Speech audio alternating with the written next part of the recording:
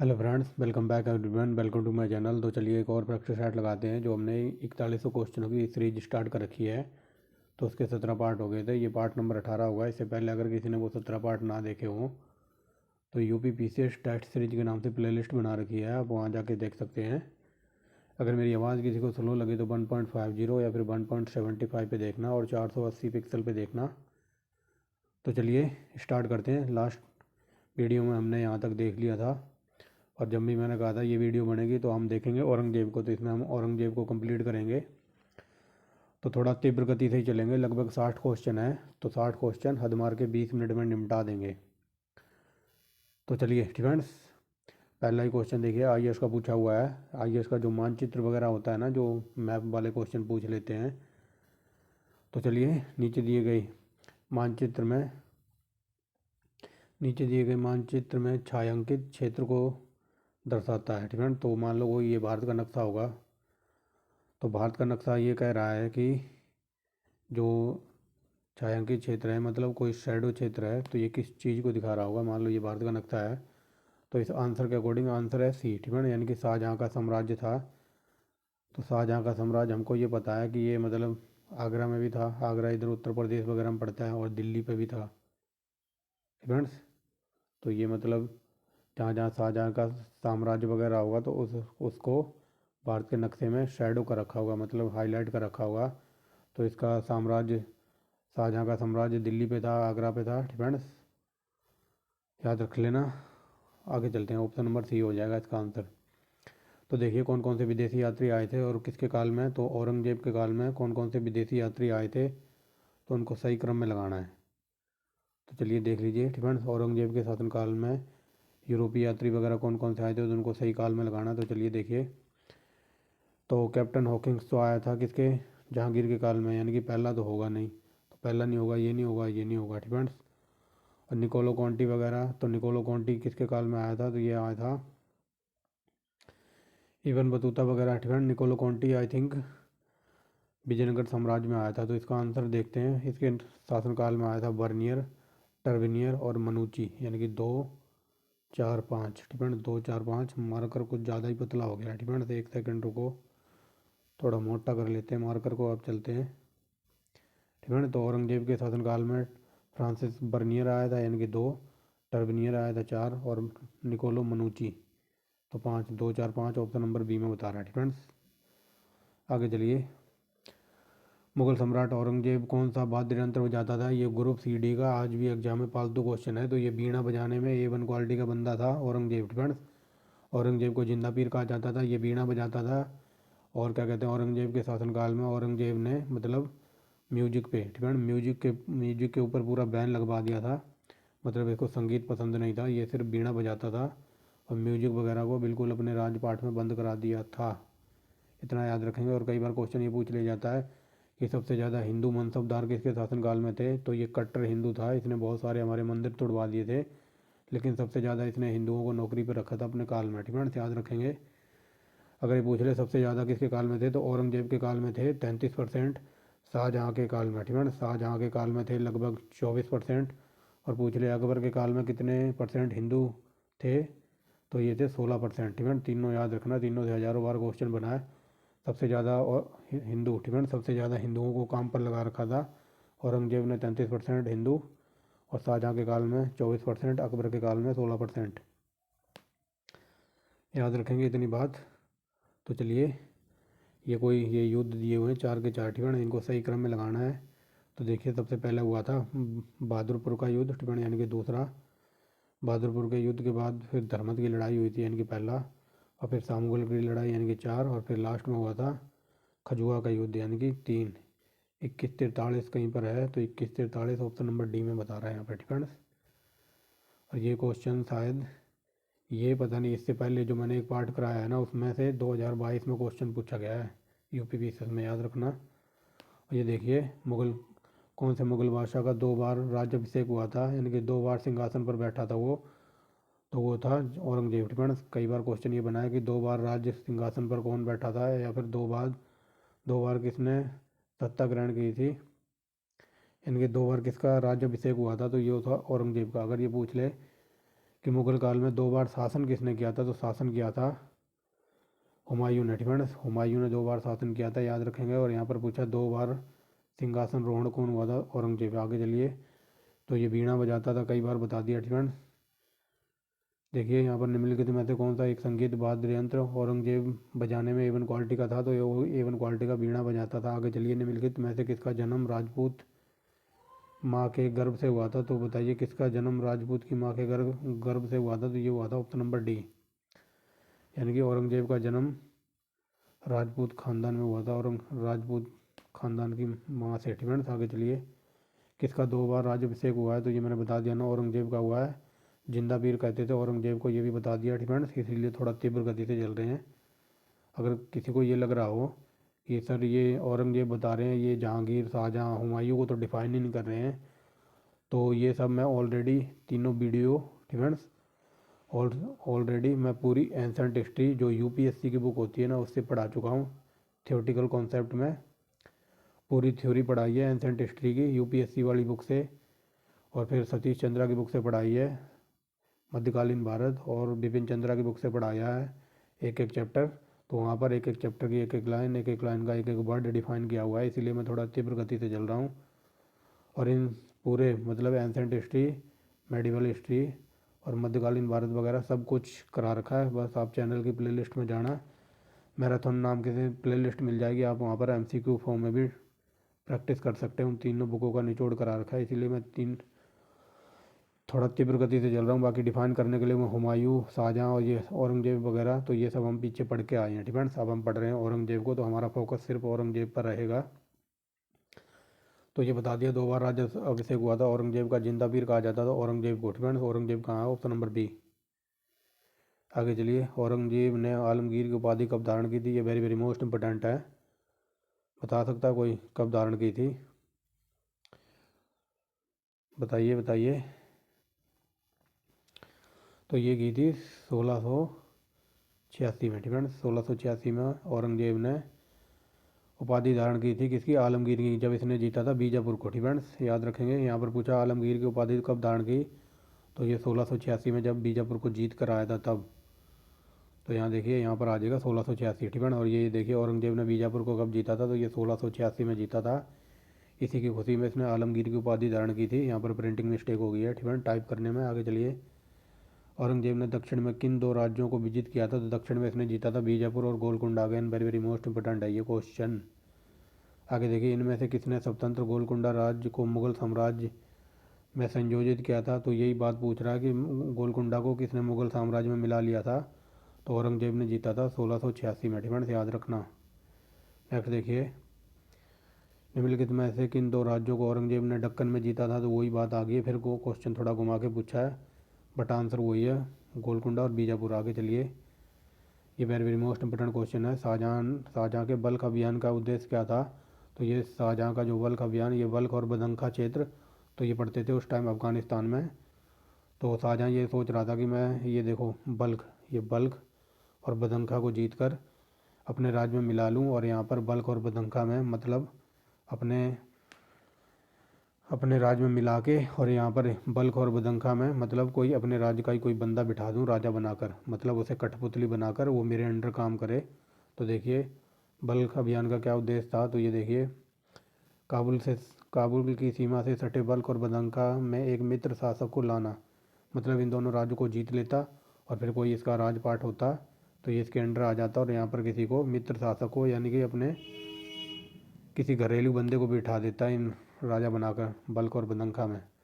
धर्मत का युद्ध, तो धर्मत का युद्ध किन के बीच लड़ा गया था, तो ये औरंगजेब और इसके भाई के बीच, यानी कि औरंगजेब और दारा सिकों के बीच, और ये आईएएस का पूछा हुआ है। आगे चलिए, निम्नलिखित बादशाहों में से किसकी सेना में सबसे ज़्यादा डकनी अमीर थे, तो डकनी अमीर सबसे ज़्यादा थे औरंगजेब की सेना में, और सबसे ज़्यादा हिंदू भी थे औरंगजेब की सेना में। फ्रेंड्स आगे चलिए, औरंगजेब ने जोधपुर के शासक जसवंत सिंह को 1658 में धर्मत के युद्ध में पराजित किया था, तो धर्मत बताइए कहाँ पड़ता है, कोई बता सकता है, ये धर्मत पड़ता था मध्य प्रदेश में, ऑप्शन नंबर बी। फ्रेंड्स और कई बार पूछ लेता है इसकी मृत्यु कहाँ हुई थी, तो इसकी मृत्यु हुई थी अहमदनगर में, ठीक है। और अहमदनगर पड़ता है मुंबई में, यानी कि महाराष्ट्र में। आगे चलिए, तो ये धर्मत कहाँ पर है, तो ये धर्मत है एमपी में। आगे चलिए, किस मुगल बादशाह के अंतर्गत मुगल सेना में सबसे ज़्यादा हिंदू सेनापति थे, तो ये बता दिया है। औरंगजेब के काल में थे 33%, ठीक है। एक सेकंड रुको, सबसे ज़्यादा थे 33%। औरंगजेब के काल में, अकबर के काल में 16% थे, और शाहजहाँ के काल में थे 24%, ठीक है। ये तीनों याद रखना, कई बार ग्रुप सी डी एग्जाम में पूछ लेता है। आगे देखिए, गैर मुस्लिम अमीरों की संख्या सबसे ज़्यादा किसके काल में थी, तो गैर गैर मुस्लिम पूछा है ना, गैर मुस्लिम यानी कि हिंदू की बात हो रही, तो हिंदू सबसे ज़्यादा थे औरंगजेब के काल में, ऑप्शन नंबर ए, ठीक है। क्वेश्चन ऐसे भी बना है, गैर मुस्लिम यानी कि हिंदुओं की बात हो रही है, तो औरंगजेब के काल में। आगे देखिए, औरंगजेब के बारे में बताना कौन सा कथन गलत है, तो देखिए कौन सा कथन गलत है। किसी, ठीक है, इस किसी वर्ड पे ज़्यादा जोर दिया गया है। किसी राजपूत राजा ने उसकी सेवा नहीं की थी, तो यही गलत है, ठीक है। बाकी सही देख लीजिए, उसके पुत्र ने उसके खिलाफ विद्रोह कर दिया था, ये सही है। उसने किसी भी ललित कला को प्रोत्साहन नहीं दिया, तो ये भी सही है। सबसे ज़्यादा जो चित्रकला वगैरह थी जहांगीर के काल में टॉप पर पहुंच गई थी, लेकिन चित्रकला पर इसने जोर वगैरह नहीं दिया था औरंगजेब ने, ठीक है। आगे चलिए, किस मुगल शासक ने अपने शासनकाल में राजपूतों और मराठा सरदा मनसबदारों की संख्या सबसे ज़्यादा वृद्धि की, तो ये देख लीजिए। अभी क्वेश्चन आया था ना औरंगजेब के बारे में बताना कि कौन सा कथन गलत था, तो यहाँ पर लिखा था किसी भी राजपूत राजा ने इसकी सेवा नहीं की थी, तो ये गलत था। यहाँ देखिए, राजपूत और मराठा मनसबदार औरंगजेब के शासनकाल में थे और इनको सबसे ज़्यादा वृद्धि की थी, ठीक है। तो ये देखिए, किस मुगल शासक ने अपने शासनकाल में राजपूत और मराठा मनसबदारों की संख्या में सबसे ज़्यादा वृद्धि की थी, तो ये औरंगजेब ने, ठीक है। यानी कि सबसे ज़्यादा राजपूत और मराठा मनसबदार थे औरंगजेब के पास। आगे देखिए, किस सिख गुरु की मृत्यु का जिम्मेदार औरंगजेब था, तो औरंगजेब ने तेग बहादुर का सर कटवा दिया था, ऑप्शन नंबर बी। संत रामदास, तो ये औरंगजेब के समकालीन थे, कई बार करा दिया, ठीक है। ऊपर धार्मिक आंदोलन करा के आया हूँ ना, तो ये संत रविदास, तो ये औरंगजेब के समकालीन थे या फिर इनके राज्य में थे, ठीक है। ऐसे याद रखना। आगे देखिए, निम्नलिखित में से कौन ना तो जौहरी था और ना ही कोई शिल्पकार, तो ऑप्शन नंबर डी, ये मनुची, ठीक है। मनुची ना तो कोई जौहरी वगैरह, मतलब जौहरी वगैरह था, ना तो कोई शिल्पीकार, यानी कि बात हो रही है मनुची की, ठीक है। ये टर्विनियर और ये बोर्नियो कौन थे, तो ये थे A1 क्वालिटी के चिकित्सक। आगे चलिए, ठीक है। मिर्जा राजा जय सिंह द्वारा 1665 में पुरंदर के घेरे के समय निम्नलिखित में से कौन यात्री उपस्थित था, तो बताइए। जब जय सिंह ने पुरंदर पर घेरा डाला था, तो उस समय मनुची वहाँ पर मौजूद था। आगे चलिए, ईस्ट इंडिया कंपनी के किस अंग्रेज गवर्नर जनरल द्वारा, ठीक है, सिंपल वे में समझिए। क्वेश्चन ये ऐसे पूछा जाता है कि औरंगजेब ने कौन से अंग्रेज कैप्टन को भारत से बाहर खदेड़ दिया था, तो उसका नाम था sir John Child, option number B, ठीक है। और ये मध्य प्रदेश PCS में पूछा हुआ है, ठीक है। तो किस अंग्रेज गवर्नर को औरंगजेब ने भारत से निष्कासित कर दिया था या फिर निकाल दिया था, तो उसका नाम था सर जॉन चाइल्ड, ये कई बार पूछा है। आगे चलिए, औरंगजेब के शासनकाल में कौन सा यूरोपीय यात्री भारत नहीं आया था, तो इसका आंसर इनमें से कोई नहीं है, ठीक है। तो ऑप्शन नंबर डी लगाओ, ठीक है। Option number D. अब आप कहोगे डी क्यों, तो ये पीटर मुंडी वगैरह अभी ऊपर पढ़ के आया ना, ठीक है। ये विलियम हॉकिंग्स वगैरह किसके शासनकाल में आया था, तो विलियम हॉकिंग्स आया था जहांगीर के काल में, और टॉमस रो भी आया था जहांगीर के काल में, ठीक है। ये पीटर मुंडी वगैरह आया था शाहजहाँ के काल में, तो इसका आंसर है ऑप्शन नंबर डी, ठीक है। यानी कि इनमें से कोई नहीं, क्योंकि ये मैंने नेट पे चेक किया है, ठीक है। तो याद रखना, ठीक है। तो याद रखना, इसका आंसर है ऑप्शन नंबर डी, इनमें से कोई नहीं। बाकी पीटर मुंडी वगैरह शाहजहाँ के काल में आया था, टॉमस रोज ये जहांगीर के, और विलियम हॉकिंग्स भी जहांगीर के काल में, ठीक है। तो इसका आंसर हो जाएगा नन ऑफ दिस, ठीक है। आगे देखिए, औरंगजेब को किसको साहिबात उज जमानी की पदवी दी गई थी, ये very very most important question, और इसका आंसर है जहां आरा को। आगे चलिए, दिया गया मानचित्र, यानी कि ये कोई इंडिया का नक्शा दिया हुआ, IAS का पूछा हुआ है ये, ठीक है। IAS में मैप वाले क्वेश्चन भी पूछ लेते हैं, तो चलिए देखिए, दिया गया मानचित्र किसको निर्दिष्ट करता है, तो ये ऑप्शन नंबर डी, यानी कि 1707 में औरंगजेब की मृत्यु हो गई थी, तो 1707 में औरंगजेब की मृत्यु जो मैंने बताया ना, अहमदनगर, और ये अहमदनगर इधर पड़ता है मुंबई में, ठीक है। मुंबई इधर पश्चिम दिशा में पड़ता है ना, किनारे पे, तो दिया गया राज्य मतलब उस टाइम ये पूछा जा रहा है कि औरंगजेब की मृत्यु किस राज्य में हुई थी। तो औरंगजेब की मृत्यु हुई थी अहमदनगर में, और ये अहमदनगर पड़ता था मुंबई में, यानी कि महाराष्ट्र में। फ्रेंड्स अब देख लो नक्शा बना के, तो ये हमारा नक्शा है। तो सबको पता है मुंबई या महाराष्ट्र इधर पड़ता है ना किनारे पे, तो उसका आंसर हो जाएगा ऑप्शन नंबर डी। फ्रेंड्स समझ गए होगे। आगे चलिए फ्रेंड्स, औरंगजेब ने कथन कांड वाला है। औरंगजेब ने मुगल दरबार में संगीत को निर्दिष्ट कर दिया था। तो ये मैंने शुरू में ही बता दिया था, औरंगजेब ने अपने शासनकाल में संगीत वगैरह पर बैन लगा दिया था। तो ये पहला पढ़ के सही लग रहा है। मनोरंजन के लिए उसके पास समय नहीं था। ठीक है, तो ये स्टेटमेंट नॉन सेंस है। ठीक है, समय नहीं था। अगर उसके पास पूरा समय था, अगर समय नहीं होता तो हमारे हिंदू मंदिरों को क्यों तुड़वाता। ठीक है, तो मनोरंजन के लिए इसके पास पूरा समय ही समय था, लेकिन इसे संगीत पसंद नहीं था। तो यानी कि ए सही है और आर गलत है। ऑप्शन नंबर सी बता रहा है ए सही है, आर गलत है। ठीक है, नेक्स्ट देखिए, तो ये मैंने बता दिया था ना, जजिया औरंगजेब ने दोबारा लगवा दिया था। Option number B. आगे देखिए, औरंगजेब के शासनकाल में जाटों ने निम्नलिखित में से किसी एक मकबरे को लूटा था या फिर क्षतिग्रस्त किया था। तो जाटों ने औरंगजेब के शासनकाल में अकबर के मकबरे को लूट लिया था या फिर तोड़ दिया था, ऐसे याद रखना, कई बार पूछा है। आगे चलिए, औरंगजेब के शासनकाल में राजकीय इतिहासकार कौन था। तो इसका राजकीय इतिहासकार था मोहम्मद काजिम। ठीक है, वेरी वेरी मोस्ट इम्पोर्टेंट। आगे देखिए, औरंगजेब के विरुद्ध विद्रोह करने वाले कृषक यानी कि किसानों को पहचान कीजिए। तो औरंगजेब के खिलाफ सबसे ज़्यादा विद्रोह हुआ था 1675 में। कहाँ पर, तो ये हरियाणा के नारनौल डिस्ट्रिक्ट में हुआ था, और सतनामी विद्रोह option number A. Defence Aurangzeb के खिलाफ हरियाणा के किसानों ने, सतनामी किसानों ने विद्रोह कर दिया था, ऐसे याद रखना। आगे चलिए, मुगल डिफेंस मुगल काल के किस मुगल काल में नीचे लिखे गए विद्रोह को जड़ में कृषकों की समस्या क्या थी। तो वही क्वेश्चन देख लीजिए, ये घुमा के पूछा है। ठीक है, तो कृषकों की समस्या एक ही थी, और वो थी सतनामी और जाट विद्रोह। ठीक है, मुगल काल में नीचे लिखे गए विद्रोहों की जड़ में कृषकों की समस्या थी। तो ये सतनामी और जाट विद्रोह को समस्या थी औरंगजेब से। ठीक है, इसी वजह से ये विद्रोह कर रहे थे। आगे देखिए, औरंगजेब ने सभी अंग्रेज़ों को गिरफ्तार करने और अपने साम्राज्य के सभी अंग्रेजी कारखानों को जब्त करने का आदेश जारी किया था। ठीक है, औरंगजेब ने मतलब सारे अंग्रेज़ों को गिरफ्तार कर लिया था, और उनके जो जितनी फैक्ट्री वगैरह थी बंगाल में, उन पे लगा दिया था ताला। और ऐसा क्यों किया था, क्योंकि अंग्रेज़ अपनी मनमानी कर रहे थे, और उन्होंने बंगाल में जितनी फैक्ट्रियाँ वगैरह थी तो औरंगजेब से कह दिया था अब हम तुम्हें यहाँ से टैक्स नहीं देंगे। ठीक है, यानी कि उन्होंने, ये देखिए, अंग्रेज़ों ने बंगाल में स्थानीय शुल्क देने से इनकार कर दिया था। इसी वजह से औरंगजेब को गुस्सा आया। इसने कहा सभी अंग्रेज़ों को गिरफ्तार कर लो और इनकी फैक्ट्रियों पर कब्जा कर लो। जब तक तुम टैक्स देते रहोगे तब तक फैक्ट्री चलाना, अदरवाइज़ सबको निपटा दूंगा मैं। आगे चलिए, मिर्ज़ापुर क्या बोल दिया। ठीक है, मिर्ज़ापुर बोल दिया क्या, तो उसके लिए सॉरी। आगे देखिए, मिर्ज़ा मिर्ज़ा राजा की मुगल पदवी किसको दी गई थी। ये very very most important question है, और जय सिंह को दी गई थी। आगे चलिए, 40 नंबर देखिए क्या कहता है।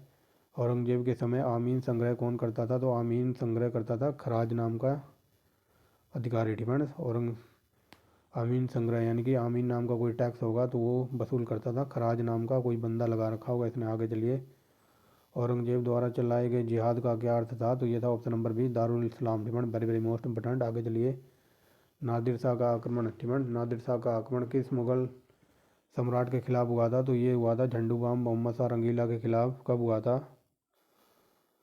तो ये 1739। ठीक है, 1739 में हुआ था मोहम्मद शाह रंगीला के खिलाफ। झंडू बाम मोहम्मद शाह के खिलाफ आक्रमण हुआ था। ठीक है, 1739 कही जाती है बैटल ऑफ करनाल, यानी कि करनाल की लड़ाई। समझ गए होगे। तो देखिए, इसके ऊपर पूरी कहानी सुना रखी है हज़ारों बार। तो देखिए ऑप्शन नंबर बी। ठीक है, ये देखिए आईएएस में भी पूछा हुआ है। ठीक है, दोबारा सुना देता हूँ कहानी। तो ये होता है, ठीक है, ये क्या कहते हैं, मोहम्मद शाह रंगीला राज कर रहा होता है अपने इंडिया के ऊपर, और कई बार यहाँ से डीप में क्वेश्चन बन जाते हैं। तो चलिए मैं भी आपको डीप में लेकर चल रहा हूँ। ठीक है, कई बार यहाँ से क्वेश्चन ऐसे पूछा जाता है कि किसको रंगीला बादशाह कहा जाता है। तो मोहम्मद शाह को ही रंगीला बादशाह कहा जाता था इसके काल में। मतलब हिजड़ों की और लेडीज़ों की सबसे ज़्यादा संख्या बढ़ गई थी, और ये मतलब राजपाट छोड़कर अपने हरम में। ठीक है, हरम वो होता है जहाँ पर राजा के लिए रानी या फिर लड़कियां रखी जाती हैं, तो उसको कहते हैं हरम। तो ये लेडीज़ों के साथ ये लड़कियों के साथ अपने हरम में ही पड़ा रहता था और ये मांस मदरा और ये क्या कहते हैं शराब वगैरह खूब पीता था। तो इसी वजह से इसको कहा जाता था मोहम्मद शाह रंगीला, रंगीला बादशाह। ठीक है, से याद रखेंगे। और जब भी इसका दरबार वगैरह लगता था तो ये हरम से मतलब हरम से उठ के सीधा विदाउट कपड़े यानी कि न्यूड होकर सीधा अपने शासनकाल में आ जाता था, मतलब दरबार में आ जाता था ऐसे ही, मतलब न्यूड हो गई विदाउट कपड़े। तो इसी वजह से इसको रंगीला बादशाह कहा जाता था, याद रखना। डिपेंड्स। और कई बार ये पूछा जाता है कि मुग़ल बादशाह अंतिम कौन था जो मयूर सिंहासन पर बैठा था, तो यही बैठा था झंडू बाम मोहम्मद शाह रंगीला। तो अब चलते हैं थोड़ा हरियाणा की तरफ। अगर कई बार क्वेश्चन है यहाँ से ऐसे पूछा जाता है कि हरियाणा स्टाफ सिलेक्शन में कई बार पूछा है कि मोहम्मद शाह रंगीला को आशीर्वाद देने कौन गया था, तो बाबा गरीब दास। ठीक, बाबा गरीब दास गए थे मोहम्मद शाह रंगीला को अपना आशीर्वाद देने के लिए दिल्ली। ठीक, पर दिल्ली में जैसे ही जाते हैं मोहम्मद शाह रंगीला के पास बाबा गरीब दास, तो बाबा गरीब दास कहते हैं मेरी 3 शर्तें हैं, अगर तुम मेरी 3 शर्तें मानोगे तभी मैं तुम्हें आशीर्वाद दूंगा। तो ये मोहम्मद शाह रंगीला कहता है मैं तुम्हारी हर शर्त मानने के लिए तैयार हूँ। तो बाबा गरीब दास कहते हैं मेरी पहली शर्त यह है कि तुम्हारे राज्यकाल में जो भी मतलब धार्मिक टैक्स लग रहा है, यानी कि जो धर्म के ऊपर टैक्स लग रहा है, ये बंद होना चाहिए। तो मोहम्मद शाह रंगीला कहता है ठीक है, और दूसरी बात बताओ। तो ये दूसरी बात कहते हैं कि जो तुम्हारे राज्य में गाय को मारकर खाया जाता है, तो गाय की हत्या गौ मांस बंद होना चाहिए, गाय की हत्या बंद होनी चाहिए, ये कहता है ठीक है। तीसरी बात कहता है कि जो तुम्हारे राजपाट में जो हमारे किसानों के ऊपर कर लग रहा है, ये बंद होना चाहिए। तो मोहम्मद शाह रंगीला शायद मान भी जाता उस टाइम, लेकिन जो उसके मंत्री वगैरह थे उसके दरबार में जो चेला चपाटी थे, तो वो ये कहते हैं मोहम्मद शाह रंगीला से कि तुम एक काफिर की बात कैसे मान सकते हो। डिपेंड्स। और काफिर वो होता है जो इस्लाम धर्म में विश्वास नहीं करता, इस्लाम धर्म के अकॉर्डिंग वो काफिर है। डिपेंड्स। जो इस्लाम धर्म में मतलब इस्लाम में विश्वास नहीं करता वो काफिर है। चाहे मैं हूँ, चाहे आप हो, चाहे कोई जाट हो, चाहे कोई गुज्जर हो, या कोई सिख हो, या फिर कोई बनिया हो, अगर आप इस्लाम धर्म को नहीं मानते तो आप इस्लामिक स्टेटमेंट के अकॉर्डिंग आप एक काफिर हो। डिपेंड। तो समझ गए होगे काफिर वर्ड का मतलब। तो मोहम्मद शाह रंगीला कहता है नहीं नहीं, मेरे ये जो ये मंत्री वगैरह हैं ये ठीक करे हैं, मैं एक काफिर की बात कैसे मान सकता हूँ। तो बाबा गरीबदास ये कहते हैं कि जो माने वचन हमारा। डिपेंड्स। तो ये मना कर देता कि मैं तुम्हारी कोई शर्त नहीं मानूंगा। तो फिर बाबा गरीबदास एक बात कहते हैं कि जो माने वचन हमारा राज करे काबुल कंदारा। डिपेंड्स। काबुल कंदारा मतलब ये इंडिया था। डिपेंड्स। ये इंडिया था, तो इंडिया में यहाँ दिल्ली पे बैठ कर ये शासन करता था। और ये काबुल कंदार वगैरह अफ़गानिस्तान के थे, तो ये सब अपने अंडर ही आते थे उस टाइम। तो बाबा गरीबदास कहते हैं कि जो माने वचन हमारा राज करे काबुल कंदारा, मतलब दिल्ली से लेकर काबुल कंदार तक राज्य करेगा जो मेरा वचन मानेगा। और फिर दूसरी बात ये कहते हैं कि जो ना माने वचन हमारा, जो ना माने वचन हमारा, फिर पश्चिम दिशा से घोड़ों की उड़ती हुई धूल आएगी जो चौपट कर देगी राज्य तुम्हारा। तो ये अपना इंडिया है, तो इंडिया की पश्चिम दिशा इधर है ना ईरान, और ईरान से आया था 1739 में कौन, घोड़े पर बैठकर। तो घोड़े पर बैठकर आया था नादिर शाह। ठीक, याद रखेंगे नादिर शाह आया था 1739 में। फिर होती है 1739 में हरियाणा के करनाल डिस्ट्रिक्ट में लड़ाई, जिसको बोला जाता है बैटल ऑफ करनाल। ठीक है, अब थोड़ा यूपीएससी लेवल पर चलते हैं। यूपीएससी में कई बार डीप लेवल में क्वेश्चन पूछ लिया जाता है। ठीक है, तो ये नादिर शाह देखियो इसको हरा देता है, मोहम्मद शाह रंगीला को हरा देता है। और हराने के बाद साथ साथ में क्या ले जाता है, 1 करोड़। ठीक है, 1 करोड़ 78 लाख रुपए ले जाता है कैश लूट कर। ठीक है, नादिर शाह इसको हरा देता है। और हराने के बाद 1 करोड़ 78 लाख रुपए कैश ले जाता है लूट कर। और साथ में ले जाता है मयूर सिंहासन, जिसमें लगा होता है कोहिनूर हीरा, जो आज के टाइम रखा है लंदन के म्यूजियम में। डिफेंस याद रखेंगे, कई बार यहाँ से क्वेश्चन बन जाता है कि मयूर सिंहासन कौन लूट कर ले गया था, नादिर शाह ले गया था, जिसमें लगा है कोहिनूर हीरा, जो कि आज के टाइम रखा है लंदन के म्यूजियम में, और वो हमारा था।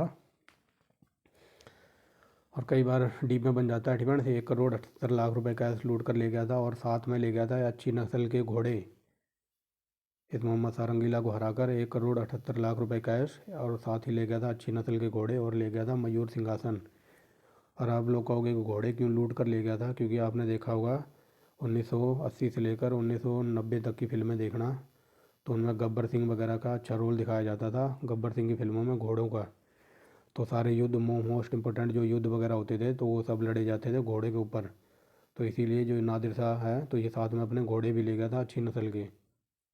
ठीक है, पुरानी फिल्में देखना, जो अमिताभ बच्चन वगैरह वाली फिल्में हैं पुराने टाइप की, 1980-90 के बीच की, तो उसमें घोड़ों का अच्छा रोल दिखाया गया है। तो ये साथ में घोड़े इसीलिए ले गया था लूट कर। और कुछ रह गया, ठीक है ना, इतना ही याद रखना। और बता देता हूँ, मोहम्मद शाह रंगीला, ठीक है, मोहम्मद शाह को कहा जाता है रंगीला बादशाह। और क्या कहते हैं, अकबर को कहा जाता है अनपढ़ अनपढ़ मुग़ल बादशाह। और औरंगज़ेब को कहा जाता है जिंदा पीर। और बाबर को कहा जाता था कलंदर, ठीक है। ये इनके निक नेम बता रहा हूँ मैं। बाबर को कहा जाता था कलंदर, ठीक है। और औरंगज़ेब को क्या कहा जाता था, जिंदा पीर। और मोहम्मद शाह को कहा जाता था रंगीला, ठीक है। और अकबर था अनपढ़, ठीक है। अकबर को अनपढ़ अनपढ़ बादशाह भी कहा जाता है। और कई जगह आपको कुछ और भी लिखा मिल सकता है। और कई बार ये पूछा जाता है कि शाही बेखबर किसको कहा जाता था, तो अंतिम मुग़ल बादशाह था बहादुर शाह, ठीक है। ये जो बहादुर शाह नाम लिखा है, तो अंतिम मुग़ल बादशाह था, इसको कहा जाता था शाही बेखबर। ये मतलब बिना राजपाट के राजा बना रखा था इसको, और था इसके बस का कुछ नहीं। और घृणितकार कहा जाता था फारूक शेर को। और लंपट मूर्ख जहांदार शाह को कहा जाता था। इतने निक नेम याद रखना, यहाँ से क्वेश्चन बन जाता है। तो देखिए इनको सही क्रम में लगाना है, ठीक है। थोड़ी वीडियो लंबी हो गई है कहानी के चक्कर में, तो इनको देखिए सही क्रम में लगाना है। तो देखिए सबसे पहले कौन आएगा, तो सबसे पहले आएंगे जहांगीर, ठीक है। जहांगीर के बाद ये आता है, क्या कहते हैं, औरंगजेब के बाद भी आता है ये मोहम्मद शाह, यानी कि 3। फिर आएगा दूसरा। फिर उसके बाद आता है अहमद शाह अब्दाली, ये देखिए 1। और फिर लास्ट में आता है बहादुर शाह, ठीक है, बहादुर शाह। तो ये अंतिम मुग़ल बादशाह होता है। तो आप इसके ऐसे भी लगा सकते हो, ये सबसे लास्ट में आएगा। तो ये 32-12 है कहीं, तो 32-12 ऑप्शन नंबर सी में बता रहा है, ठीक है। नेक्स्ट देखिए, तो देखिए बहादुर शाह जफ़र के बारे में कौन सा कथन गलत है, तो यहाँ पर देखिए ऑप्शन नंबर डी, 1845 में उसे उत्तराधिकार प्राप्त हो गया। तो ये बकवास लिखी हुई है, ठीक है। उत्तराधिकार वगैरह प्राप्त नहीं हुआ था। तो देखिए जो जौन सा ठीक है उसको भी पढ़ लेते हैं। वह बिना सम्राट के राजा था, तो ये मैंने बता दिया, मतलब बिना राजपाट के ये राजा था और कुछ नहीं आता था इसको। वह बिना युद्ध के अनुभव का योद्धा था, तो ये भी सही है, ठीक है। देख लो, वह बिना राजपाट के राजा था और उसे युद्ध वगैरह में लड़ने का कोई अनुभव नहीं था, लेकिन वो योद्धा था और पूरे भारत पर राज कर रहा था ये, ठीक है। तो हमें वो गलत बताना था, तो ऑप्शन नंबर डी गलत है। आगे चलिए, निम्नलिखित में से कौन मुगल सम्राट द्वारा नियुक्त बंगाल का अंतिम गवर्नर जनरल था। ये वेरी वेरी मोस्ट इंपॉर्टेंट है। तो इसका नाम है मुर्शिद कुली खां। नेक्स्ट देखिए क्या कहता है, भारत का अंतिम मुगल सम्राट कौन था, तो ये मैंने बता दिया है ना कौन था, बहादुर शाह जफ़र, जिसको कहा जाता था साहिब ए खबर। इसके ऊपर पूरी कहानी है, किसी दिन और सुनाऊंगा, ठीक है, जब हम करेंगे मॉडर्न हिस्ट्री। अभी चल रही है एंसेंट हिस्ट्री, यानी कि प्राचीन भारत और मध्यकालीन भारत, जब हम चलेंगे आधुनिक भारत पर। आगे चलिए, अंतिम मुगल बादशाह बहादुर शाह का पिता, ठीक है, तो पिता का क्या नाम था, तो ये था अकबर शाह, ठीक है। अंतिम मुगल बादशाह कौन था, तो ये बहादुर शाह था। और बहादुर शाह के डैडी का नाम था Akbar Shah, option number B.